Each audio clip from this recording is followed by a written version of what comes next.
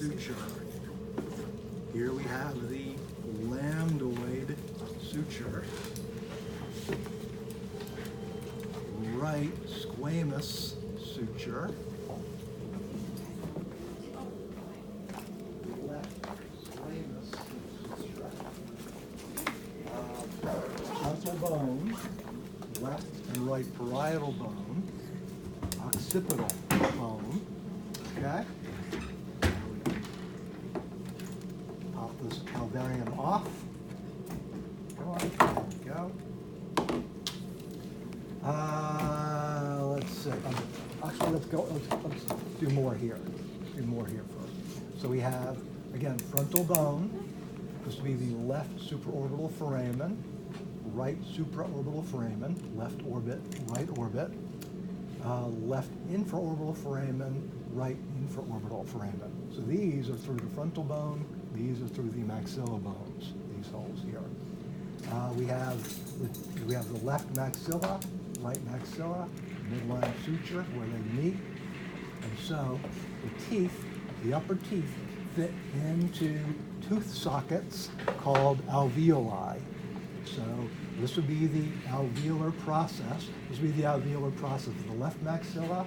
This would be the alveolar process of the right maxilla, where all the alveoli or tooth sockets would be located. If you ask like what this is, do you want me to say like the left maxilla, like left maxilla, right maxilla? Yes. Okay. Yes. And like for like the alveolar process or So whatever. this would be this. If I had a strip of tape here saying the tape is on what, this would be the alveolar process of the right maxilla. Okay. For example, where did the mandible go? There wasn't. Where did the mandible go? in that box Where's over the there? lower jaw? Yeah. There it is. There it is. Okay. So the lower teeth are also in tooth sockets. They're also in alveoli. So since the mandible is a single bone, this is the alveolar process of the mandible. There is no left and right applying here. Okay? More to be heard from for the mandible. Okay. So we have another suture, midline suture here, separating left nasal bone from right nasal bone. See the suture there? Separating that left nasal bone from the left maxilla bone. So follow this all the way down. This is left maxilla, then it comes up and finally stops right there. So this is all left maxilla. Suture, suture, so that's maxilla. So this suture here, we now are looking at another bone, the left lacrimal bone. Above that's frontal bone. See that suture? Above that is frontal. So you can see the outline, see the suture outline of the left lacrimal bone. The lacrimal has a nasolacrimal duct going through it, so that's the left nasolacrimal duct going through here. Tear drainage. Let's see. So, nasal, maxilla, lacrimal, suture line there. So there's the left side of the one ethmoid bone. The ethmoid bone crosses the midline, so there's only one ethmoid bone. Bones do not cross the midline, they will form a left-right pair. If they do cross the midline, they're going to be singular. So the ethmoid bone does cross the midline, so this is simply the left side of the one ethmoid bone that we have here. Let's see, in this view here, the two maxillae meet right there. So you see what somebody actually darkened the suture. So from this suture to that suture, dark mark to dark mark. This is the vomer bone, from there to there. This is the vomer. And then from this suture, all the way in and up is the perpendicular plate of the ethmoid bone. So this vomer bone and this perpendicular plate of the ethmoid bone contribute to the nasal septum. So the nasal septum is a combination of these two bones and hyaline cartilage. So I'm pushing on the hyaline cartilage of my nasal septum. We also see conchae in here. We see a right and a left inferior nasal concha. Above them, a right and a left middle nasal concha. These skulls do not show the superior. Do we have, if somebody would run, James, if you wouldn't mind running to that very, very top shelf where those cardboard boxes are, at the very top. Grab one of those cardboard boxes at the top shelf. Perfect. Bring that on over, because that shows all three conchi. Thank you. So we have a mid-sagittally sectioned skull here, showing a right inferior nasal concha, then a large gap, right middle nasal concha, narrow gap, and right superior nasal concha. So superior concha, middle concha, inferior concha we have here. While I've got this view here, might as well point out the two sinuses that I assigned. In the frontal bone, we have a frontal sinus, and in the sphenoid bone, we have a sphenoid sinus. There are other sinuses, but we don't have any models showing those sinuses, so we're limited to these two. And by the way, we actually have the sella turcica here of the sphenoid bone in a mid-sagittal view. More on that shortly. Okay, what else? Well, we're still looking at this view. So looking into the orbits here, we have that nice round circular hole in here. Could I have, Jen, I'm going to ask you again, grab me one of those pipe cleaners. Oh, any pipe cleaner will do. Pipe cleaner of your choice. To be bold, that's right, commit. Yank that sucker out. Okay. So, we'll see as we push this through the left optic foramen or left optic canal, going in that nice round circular hole there, and coming out here. So this is where the optic nerve comes through that optic foramen or optic canal. So there will be the right optic foramen or optic canal coming out through that nice circular hole. Okay. So the gash lateral to that nice round hole is the left superior orbital fissure. The longer gash down below is the left inferior orbital fissure. So the two together kind of form a Nike swoosh in here. The shorter superior, the longer inferior orbital fissure. And by the way, foramina and fissures are passageways for nerves and blood vessels. I'm sure Dr. Page will get into telling you exactly which nerves and blood vessels go through those foramina and fissures. We don't have the time for that here. Okay, let's see. Let's take a look at this left lateral view. We have the left zygomatic bone. You see the suture here, suture here, suture there. So top of it, rear of it, front of it. So this is one complete zygomatic bone, left zygomatic bone. This is the left temporal bone, because the squamous suture forming part of its border. It's all left temporal bone. This is sphenoid bone, by the way. See the suture around the sphenoid bone? There's only one sphenoid. It loops all the way under, comes up on the other side, as you can see. This is the right side of the sphenoid bone over here. So it does loop all the way under. Okay, back to the left lateral view. All right, so left zygomatic bone, left temporal bone. This extension off the temporal bone is called its zygomatic process because it leads to the zygomatic bone. So this is the left zygomatic process. The zygomatic bone has a shorter posterior process called its temporal process. So you can see it ends right at that suture line. So this is the left temporal process of the zygomatic bone. This is the left zygomatic process of the temporal bone, and together, the temporal process and zygomatic process form a zygomatic arch. Here. Let's see, this opening in the temporal bone is the left external auditory meatus, If we follow that all the way through, the temporal bone is a very, very thick bone. There is the left internal auditory or acoustic meatus, auditory or acoustic. External auditory acoustic meatus, this is the internal, left side.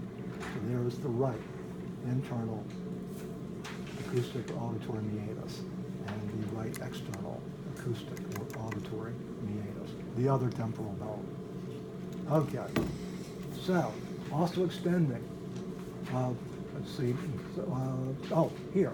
The zygomatic process of the temporal bone has a little depression in it. This would be the mandibular fossa. So the mandibular condyle, left mandibular condyle would fit right up in there. Left mandibular condyle goes into the mandibular fossa, the zygomatic process. The temporal bone also has an extension here called a styloid process, in this case left styloid process, and a left mastoid process. Styloid, like a stylus for writing. Mastoid, meaning breast-shaped, or breast-like in shape. But that's all temporal bone there. Let's see. What else? Foramen magnum, left occipital condyle, right occipital condyle. These sit on the atlas, the C1 vertebra. What else? Now these views here we have, let's turn around this way. Okay. So we have right mastoid process and styloid process. That hole between them is the stylomastoid foramen. So left mastoid, styloid process, therefore left stylomastoid foramen. Right jugular fossa, lateral to it is a depression. Jugular foramen, I beg your pardon. Right jugular foramen, jugular vein goes through. Lateral to the foramen is a depression, the jugular fossa. So left jugular foramen and then jugular fossa. This hole is the left carotid foramen or carotid canal. There's the right carotid foramen or carotid canal. This little hole here is the right foramen spinosum. This is the right foramen ovale. This is the right foramen lacerum. Coming over to here, foramen spinosum, ovale, and lacerum. Let's see here. What else? Let's see. Here we have, let's go back to bones. Right on the midline is the vomer bone. So it's quite large in a posterior view. Remember, this is all you could see of it in an anterior view. And this suture to that suture. That's all you see of the vomer in front. There's quite a bit more to it when you get to the root. It actually broadens from anterior to posterior. On either side of the vomer, we have the four pterygoid processes of the sphenoid bone. This, and this. So this would be the left lateral, left medial, right lateral, and right medial pterygoid process of the sphenoid bone. Pterygoid is Greek for wing-like. So you've got these four wing-like processes of the sphenoid bone. Let's see, this view here. We have the left palatine bone, the right palatine bone, and the median palatine suture is not super clear. Pull the spring back. So there's the transverse palatine suture. This is the transverse palatine suture. This is the median palatine suture. So transverse palatine suture separates the two palatine bones from these two palatine processes, left and right palatine process. The median palatine suture separates palatine process and palatine bone from palatine process, palatine bone. The two palatine processes, they are extensions or processes of the left and the right maxilla. And the palatine processes of the maxillae, the two palatine bones together form the hard palate, Now the two palatine bones each have three foramina. So these are the three right side palatine foramina. These are the three left side palatine foramina. Also, way up here, that right on the midline, is the incisive foramen, right between these two central incisors, hence the name incisive foramen. Let's see. This view here. Let's do the foramina from this perspective. So left jugular foramen, we did the internal acoustic meatus, the left carotid canal foramen, left foramen spinosum, foramen ovale, foramen lacerum, and here's one you couldn't see from the other view, left foramen rotundum there, also in the sphenoid bone. So jugular, internal acoustic. On the right side now, carotid, spinosum, ovale. I'm sorry, carotid is here, I beg your pardon. Carotid is here, foramen lacerum there, spinosum, ovale, and rotundum. You can see the optic canal or foramen here, optic canal or foramen here on the right side. You also see the left superior orbital fissure and the right superior orbital fissure. More foramina, more fun with foramina in this view. Here we've got frontal bone, but right here we have ethmoid bone. Sticking up, the sticking up portion of it is called the cristagalli, the coxcomb, the rooster's coxcomb. And this flat plate is the cribriform plate, and the holes through the cribriform plate are called either the cribriform foramina or the olfactory foramina for the sense of smell, for the olfactory nerves to come through, nerve axons to come through. Back to the sphenoid for a bit. So this is all sphenoid all the way across here. So this is called the left lesser wing of the sphenoid bone. This ridge here is the right lesser wing of the sphenoid bone. And the concave surface underneath is the greater wing. On the right side, greater wing of the one sphenoid. So the left greater wing and the right greater wing will be the concave surface underneath the ridge, the lesser wing of the sphenoid bone. In the center of the sphenoid bone, we have what's called the sella turcica, Latin for Turkish saddle.